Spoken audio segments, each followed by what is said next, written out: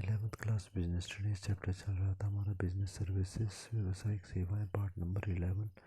Topic हम कर रहे थे मोड्स ऑफ कम्युनिकेशन या संचार के साधन। कम्युनिकेशन के साधन कौन कौन से होते हैं, ये भी सी पार्ट हमने कर लिए थे। डी पार्ट पर आते हैं, ये दूर संचार सेवा टेली कम्युनिकेशन सर्विसेज में। और टेलीफोन हमारा एग्जाम्पल इसका हो सकता है। इसके बारे में दूर संचार सेवाएं मतलब दूर तक बात करने के लिए कौन कौन से साधन हम प्रयोग करते हैं संदेश को भिजवाने के लिए, तो टेलीफोन बहुत फेमस है। सेकंड पर आते हैं मोबाइल। जानते हैं आप सभी लोग, वॉइस मेल जब हम बोल करके संदेश भिजवाते हैं मेल द्वारा। पेजर भी संदेश भिजवाने का माध्यम है, परंतु आजकल ये प्रयोग नहीं किया जाता। पहले इसका प्रयोग होता था, जबकि मोबाइल बहुत कम लोगों के पास होते थे। रिटर्न मैसेजेस में जाता था। VSAT और DTH के बारे में सभी जानते हैं। तो ये सभी साधन थे हमारे। अब इसके नेक्स्ट पार्ट पर आते हैं कि डाक सेवाएं या पोस्टल सर्विसेज के बारे में। भारत में जो पोस्टल सर्विसेज थी 1837 में शुरू हुई। डाक विभाग के रूप में जो निर्माण किया गया पोस्टल डिपार्टमेंट का, ये 1854 में किया गया। मनी ऑर्डर भेजने की सुविधा जो थी वो भारत में 1880 में शुरू की गई। 1885 में डाकघर, बचत bank, post office, saving bank जो था वो शुरू किया गया। 1907 में रेलवे डाक सेवा, रेलवे के द्वारा जो है डाक को एक स्थान से दूसरे स्थान पर भिजवाने की शुरुआत की गई। और हवाई डाक सेवा की शुरुआत 1911 में की गई। वर्तमान में मतलब एट प्रेजेंट जो है 1,54,554 से ज़्यादा डाक खाने हमारे देश में हैं। पोस्ट ऑफिस हमारे देश में है, जिनमें से कि 1,38,149 जो है वो ग्रामीण क्षेत्र, गांव इत्यादि में है। और 16405 जो है वो शहरी क्षेत्रों में है। तो डाकघर की सेवाओं के बारे में हम पढ़ेंगे। तो पोस्टल सर्विसेज में आ जाएंगी वित्तीय सेवाएं। सबसे पहले हैं फाइनेंशियल सर्विसेज, हम इनको कहते हैं। पैसे लेने देने का काम जो हम कहेंगे। तो विभिन्न बचत योजनाएं जैसे PPF, किसान विकास पत्र, राष्ट्रीय बचत प्रमाण पत्र, सामान्य बैंकिंग कार्य इत्यादि, जिसमें कि मासिक आय योजना, आवर्ती जमा खाता, रिकरिंग डिपॉजिट अकाउंट, बचत खाता, सेविंग अकाउंट, सावधि जमा, ये भी हमारा आ जाएगा, फिक्स डिपॉजिट वगैरह, मनी ऑर्डर सुविधा, ये सारी सुविधाएं जो हैं दी जाती हैं। इसके अलावा डाक सुविधाएं भी इनके द्वारा दी जाती हैं। मेल फैसिलिटी जिसको हम कहते हैं, जैसे सामान हमने भिजवाना है, पत्र हमने भिजवाना है, पार्सल के माध्यम से हम भिजवा सकते हैं। रजिस्ट्री करके रजिस्टर्ड लेटर के रूप में हम भिजवा सकते हैं। इंश्योरेंस की सुविधा किसी भी इनके द्वारा दी जाती है, जैसे भेजे गए माल के जोखिम को के विरुद्ध बीमा भी ये करती हैं कई बार। थर्ड पॉइंट हमारा है सहायक सुविधाएं या फिर सब्सिडी सर्विसेज, जिसमें बधाई संदेश, ग्रीटिंग पोस्ट भेजी जाती हैं, बधाई कार्ड भेजे जाते हैं त्यौहार इत्यादि के मौके पर, नववर्ष इत्यादि के मौके पर। बी पॉइंट आता है मीडिया संदेश ही मीडिया पोस्ट। कंपनियों के लिए अपने जो ब्रांड प्रोडक्ट्स होते हैं, ब्रांड प्रोडक्ट्स के बारे में हम कर चुके हैं। ब्रांडेड नेम जो होते हैं, उससे प्रसिद्ध हुए जो वस्तुएं होती हैं, उनके विज्ञापन का ये नया और प्रभावशाली माध्यम है। पोस्ट कार्ड के ऊपर जो पोस्ट ऑफिस के द्वारा छपे होंगे, पोस्टल डिपार्टमेंट के द्वारा, उनके ऊपर हम अपनी कंपनी का विज्ञापन करवा सकते हैं। जो लिफाफे एनवलप्स होते हैं, उसके ऊपर हमारी कंपनी के ब्रांडेड नेम छपे हो सकते हैं। एरोग्राम जो होते हैं, एरोग्राम क्या चीज़ होती है, जो कि हवाई जहाज़ के द्वारा चाहे देश में विदेशों में जो पत्र भेजे जाते हैं उसे एरोग्राम कहा जाता है। तो इस पर भी हम छाप सकते हैं। Telegram, post office, post box हमारा जो होगा पोस्ट ऑफिस का, उस पर भी कुछ प्रिंट करवाए जा सकते हैं ब्रांड नेम लोगों के।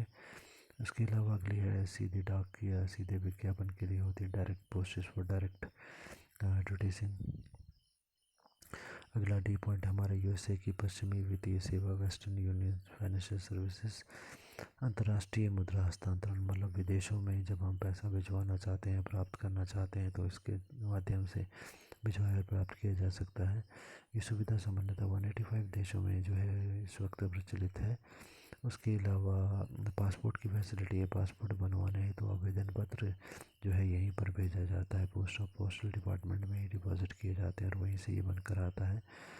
विदेश मंत्रालय से इनका सहयोग रहता है पासपोर्ट सुविधा करवाने के लिए। अगला है ई बिल या फिर ई बिल डाक या फिर ई बिल पोस्ट। BSNL इत्यादि जो होते हैं उनके बिलों को पोस्ट ऑफिस में जाकर हम लोग डिपॉज़िट कर पाते हैं। अन्य सेवाएं, अदर इम्पोर्टेंट सर्विसेज हमारे को दी गई हैं। तो पंजीकृत डाक या फिर रजिस्टर्ड पोस्ट हमारी है। जब हम रजिस्टर्ड लेटर कोई भेजते हैं तो एक्नॉलेजमेंट ड्यू कार्ड जो है इसके साथ लगाया जा सकता है।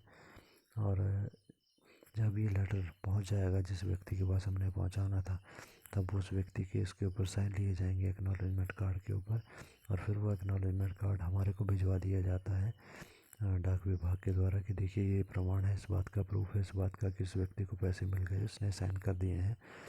सेकंड है पार्सल डाक। पार्सल पोस्ट इसे कहा जाता है। जब हम हल्का सामान भिजवाना चाहते हैं तो पार्सल सुविधा के द्वारा हम वो सामान दूसरे व्यक्ति को भिजवा सकते हैं। सामान को डब्बे में है तो सही है, नहीं तो उसे साधारण सफ़ेद कागज़ जो होता है, सफ़ेद कपड़ा जो होता है उसमें लपेटा जाता है, उसको सिल करके एक पूरा छोटा बॉक्स बनाया जाता है सफ़ेद कपड़े में लपेट करके। उसके बाद में जहाँ पर सिलाई होती है वहाँ पर लॉक लगा कर उसे सील कर दिया जाता है ताकि कोई इसमें से सामान ना निकाल पाए। ये जो बंडल हमारा होता है उसके ऊपर पार्सल शब्द का प्रयोग किया जाता है। इसके ऊपर वस्तु को भेजने वाले व्यक्ति का नाम, पता, और वस्तु के पाने वाले व्यक्ति का नाम, पता, एड्रेस वगैरह सब दिया जाता है। जितना वज़न इस पार्सल का या सामान का होगा उसके अनुसार इसके ऊपर पोस्टेज स्टैंप लगाई जाती है। 4 रुपये से अधिक का अगर हमारा पार्सल हो जाता है तो उसको रजिस्ट्री करवाना आवश्यक होता है। और पार्सल के माध्यम से जो सामान भिजवाया जाता है उसका अधिकतम वजन जो है वो 35 kg तक हो सकता है। डाक में डालने वाला प्रमाण पत्र या certificate of posting, third point हमारा है। इन वस्तुओं को पहुंचने या ना पहुंचने की डाक विभाग की कोई गारंटी सामान्यतः नहीं होती। हमारे को केवल उनकी तरफ से ये कागज़ पे एक प्रूफ जो है वो दिया जाता है कि आपने डाक में ये पता डाल दिया है। तो इसका जो है प्रिंटेड फॉर्म हमारे को मुफ्त में पोस्ट ऑफिस से मिल जाता है। यदि ये फॉर्म अवेलेबल ना हो तो सादे कागज़ के ऊपर ही हम जिस व्यक्ति को हमने पत्र भेजना है उसका नाम, उसका एड्रेस लिखते हैं और 3 रुपये की स्टैंप उसके ऊपर लगा कर पोस्टल डिपार्टमेंट के साइन करवा कर ये हमारे को मिल जाता है। ये जो डॉक्यूमेंट होता है या सर्टिफिकेट होता है, सर्टिफिकेट ऑफ पोस्टिंग, इसको कोर्ट भी मानता है कि वास्तव में ये पत्र भेजा गया है। आजकल ये सुविधा ज़रा कम अवेलेबल है। फोर्थ पॉइंट हमारा है द्रुतगामी डाक सेवा या स्पीड पोस्ट इसे कहा जाता है। यदि हम कोई पत्र बहुत अर्जेंट भिजवाना चाहते हैं, जल्दी भिजवाना चाहते हैं तो उसके लिए इसका प्रयोग किया जाता है। इस विधि के द्वारा सुरक्षित तरीके से जो हमारी पत्र को और तीव्र गति से, बहुत तेज़ गति से और विश्वसनीय तरीके से कि निश्चित रूप से ये आपकी पोस्ट पहुंच ही जाएगी वहाँ पर, इस तरीके से हम पत्र इत्यादि भेज सकते हैं। ये सुविधा पोस्ट ऑफिस में प्रातः 10 बजे से लेकर शाम को 5 बजे तक उपलब्ध होती है पोस्ट ऑफिस में। अंतर्देशीय स्पीड पोस्ट के द्वारा बहुमूल्य डॉक्यूमेंट, हमारे प्रलेख डॉक्यूमेंट होते हैं, चेक और ड्राफ्ट आदि भेजे जा सकते हैं। दूसरे दिन सामान्यतः इसकी सुपुर्दगी दे दी जाती है, डिलीवरी दे दी जाती है, सामान पहुंचा दिया जाता है। 97 देशों में भी इस प्रकार से सामान पहुंचाने की सुविधा जो है दी जाती है। अगला हमारा है डाकघर में धन विनियोजन के साधन, रिसोर्सेस होता money deposit in the post office. तो डाकघर जो है उसमें पहला पॉइंट दिया गया धन विनियोजन, मतलब धन विनियोग करना, धन इन्वेस्ट करना, पैसा डिपॉजिट करना। तो पहले तरीका जो पोस्ट ऑफिस में पैसा डिपॉजिट करना है का है वो है डाकघर बचत बैंक खाता, पोस्टल सेविंग बैंक अकाउंट। इसकी शुरुआत 1882 में की गई थी। इस खाते में ब्याज जो है वो आयकर से मुक्त होता है, टैक्स नहीं इस पर भी लगता। और इसमें पहला आ जाएगा पॉइंट हमारा डाकघर में विनियोजन हेतु संबंधी अन्य योजनाएं, other schemes of the investment in post office. पहला पॉइंट इसमें आ जाएगा राष्ट्रीय बचत पत्र 8वां निर्गमन, national saving certificate 8th issue, NSC 8th issue. इसकी शुरुआत 1989 में की गई। इसमें जो पैसा डिपॉजिट किया जाता है 100, 500, 1000 और 5000 और 10,000 के रुपए के सर्टिफिकेट जो है इसके द्वारा इशू किए जाते हैं। जो यहाँ पर ब्याज होता है वो पैसा मूलधन में ही जोड़ जोड़ के उसमें वृद्धि हो जाती है। धारा 80C, सेक्शन 80C के अंतर्गत जो है इसमें इनकम टैक्स से छूट मिलती है। जो इनकम हमारे को होती है इसको 6 वर्ष के बाद बनाया जा सकता है, मतलब इस पैसे को हम ले सकते हैं। तो ये NSC पार्ट एट्थ इशू जो होता है इसकी विशेषताएं कुछ हम डिस्कस कर लें। इस पे 8% दर से चक्रवर्ती ब्याज दिया जाता है। छमाही के हिसाब से परिपक्वता पर ये देय होता है। Interest at the rate of 8.5% on compound interest is paid here. It's paid on half yearly basis and paid on maturity. कि जो ब्याज यहाँ पर मिलेगा वो कंपाउंड इंटरेस्ट के तरीके से दिया जाता है और रेट इसका 8.5% के हिसाब से होता है। जनरली ये थोड़ा बहुत चेंज भी होता रहता है। और ये इंटरेस्ट 6 माही मतलब हर 6 महीने के बाद दिया जाता है और सारा अमाउंट हमें जो पे किया जाएगा वो मैच्योरिटी टाइम के बाद पे किया जाता है। सेकंड पॉइंट है 1000 रुपये की 5 वर्ष के बाद में 1516.20 रुपीज़ मिलते हैं। Rupees 1000 become 1516.20 after 5 years. Third point हमारा जमा राशि पर आयकर की धारा 80C के अंतर्गत छूट मिलती है। Rebate on the tax under section 80C on the amount deposited. जो पैसा हमने जमा किया है उस पर जो इनकम टैक्स में छूट 80C सेक्शन के अंतर्गत दी जाती है। फोर्थ पॉइंट है कि अर्जित ब्याज जो होता है, अर्जित ब्याज मतलब जो ब्याज हमने कमाया है वो पुनर्विनियोजित मान लिया जाता है। उसे मान लिया जाता है कि दोबारा से हम लोगों ने डिपॉजिट कर दिया, क्योंकि ब्याज इसमें जमा होता रहता है और उस पर भी छूट हमारे को मिलती है। Earned interest is deemed to be reinvested and rebate too is given on it under section 80C। Fifth point है नामांकन की सुविधा यहाँ पर उपलब्ध होती है। Facility of nomination is available hair. कि मतलब अगर हम चाहते हैं कि हमारे बाद किसको ये पैसा मिलना है तो उसका नाम भी हम यहाँ पर लिखवा सकते हैं कि भाई ये मेरी मृत्यु के बाद जो है इसी व्यक्ति को ये पैसा मिले। अगला पॉइंट हमारे को दिया गया, ज़रूरत पड़ने पर इसकी जमानत के रूप में बैंक में जमा करवा के हम ऋण भी ले सकते हैं। On need the loan may be taken from the bank by keeping these NSCs as security। इसे हम बैंक के पास गिरवी रख देंगे और उसके बदले में बैंक से हम लोन भी ले सकते हैं। और सेवन्थ पॉइंट हमारा है कि 1500, 100 रुपया, 5000 और 10,000 के मूल्य में ये उपलब्ध होता है।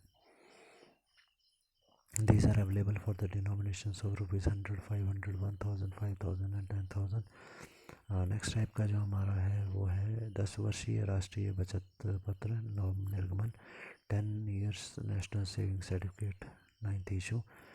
तो इसमें 8.80 की दर से चक्रवर्ती ब्याज जिसमें भी दिया जाता है सेम है। 8.80% कंपाउंड इंटरेस्ट के हिसाब से हमें इंटरेस्ट मिलेगा।